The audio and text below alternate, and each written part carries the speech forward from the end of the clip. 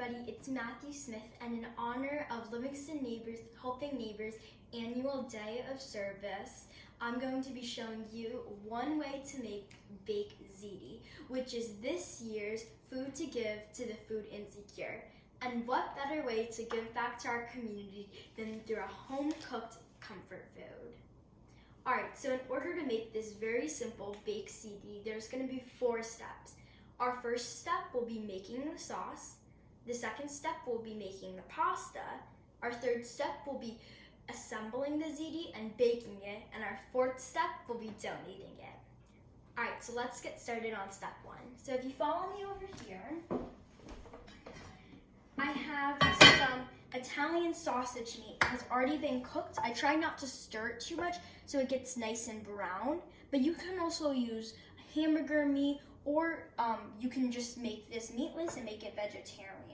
I like personally using sausage meat because it always has that salt, that pepper, and that fennel already in there. Now I'm gonna add 4 cups of my favorite canned sauce.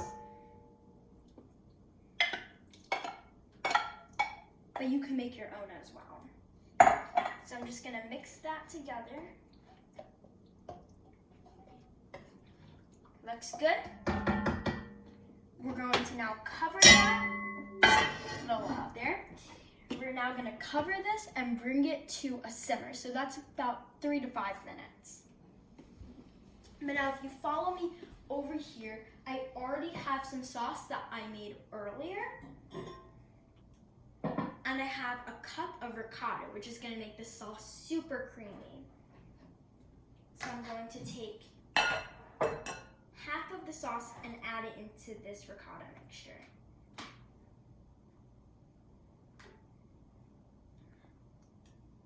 Alright, so I like to do about 3 ladle spoonfuls because then we have more that we're going to put on top later. Alright. That looks about good to me.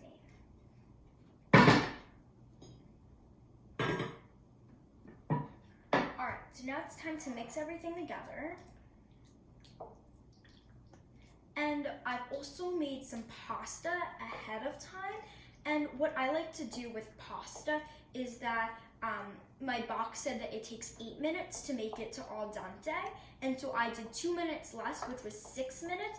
So then when we put it in the oven, the pasta cooks the rest of the way. And then after that, I put it into a container and I mixed it with a little bit of olive oil. I find that this helps the pasta not stick together. All right, so now back to our sauce.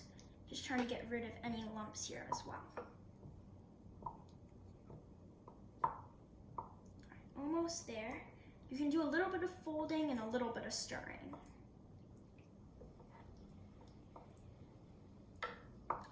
Almost there. Almost like waffle batter.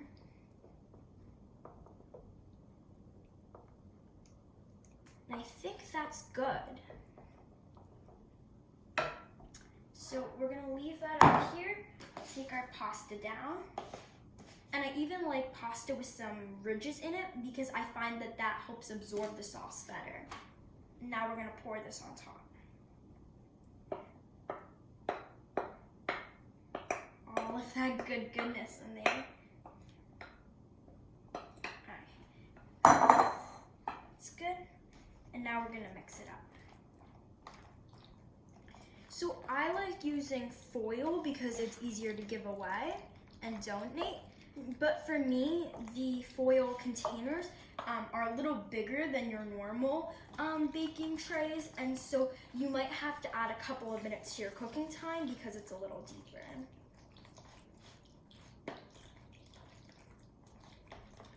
All right, that looks good to me. And now we're gonna add the rest of our sauce.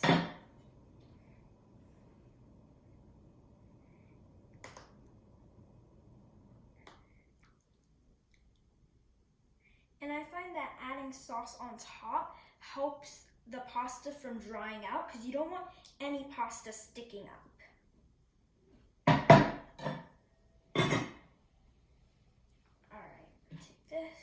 Spread it all out.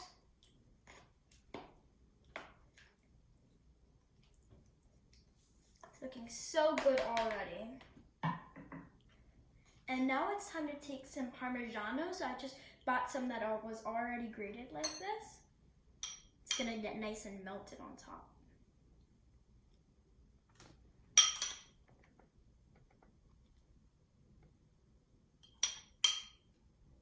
And I'm using about 1/4 cup.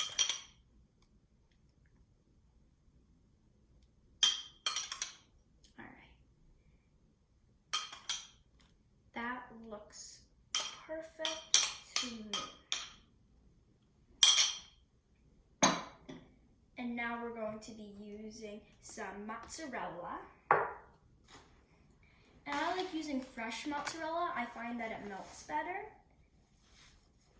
And this mozzarella actually, in order to make it easier to work with, I found this tip that was really cool, which is I wrapped it up in a paper towel, put it in the fridge overnight, and now it's so much easier to work with. So I'm just gonna do a couple of slices. First get the end piece off. But you can also tear up your mozzarella on top or just use pre-shredded mozzarella. All right, that looks good to me. Put that over here. All right, it's now time to continue assembling. So I'm just gonna add some mozzarella, but when it melts, it's gonna expand. So you can do maybe about 3 in a row.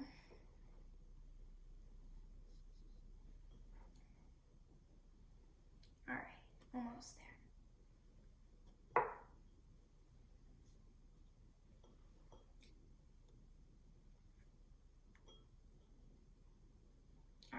That looks about good. And now to add in a little bit of a crunch. And I love doing this to lasagnas, everything. I'm gonna sprinkle on some panko. I like using big panko crumbs as well. Finds it has a better crunch. And this too is about 1/4 cup, but you might have some left over. All right. This looks amazing.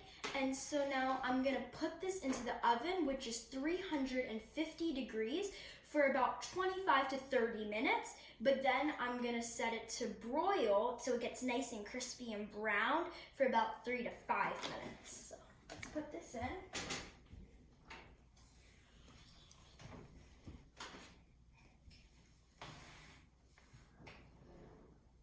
All right. And now earlier today, I made a pre-made version so you guys could see the final product. And over here, it looks something like this. It smells so good already. But now to give a final fresh touch, I'm just gonna tear up some basil. And you know, I find that if you get rooted basil, I just like to put it in a glass of water. It keeps it fresh. You can use it anytime.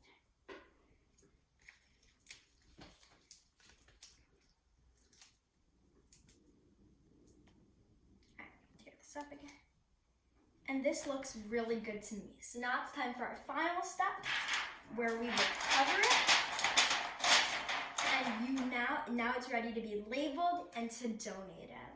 And now before I go today, I want to send a big thank you to the Livingston Board for Diversity and Inclusion for inviting me today for this annual day of giving where we really get to capitalize on the power of a nice home-cooked meal.